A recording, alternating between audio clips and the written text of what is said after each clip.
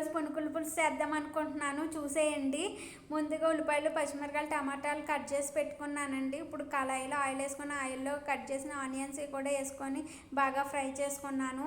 Onions అనేవి బాగా fry అయినాయి కదండి, అందులో కట్ చేసిన టమాటాలు కొంచెం సాల్ట్ వేసుకొని బాగా కలుపుకోవాలండి.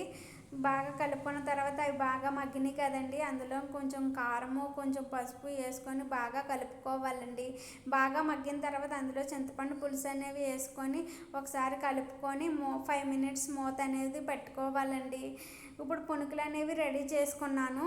బాగా పులుసు మరిగింది కదండి, అందులో మనకు నచ్చిన పునుకులన్నీ వేసుకొని మూత పెట్టేసుకోవాలండి. మూత పెట్టుకున్న తర్వాత 5 నుండి 10 మినిట్స్లో పులుసు అనేది రెడీ అయిపోతుంది. చూసారు కదా, ఈ కన్సిస్టెన్సీలో ఉంటే సరిపోతుంది. ఇప్పుడు వేడి అన్నంలోని పునుకుల పులుసు వేసుకొని టేస్ట్ చూస్తే సూపర్ ఉందండి. మీరు కూడా ట్రై చేసేయండి.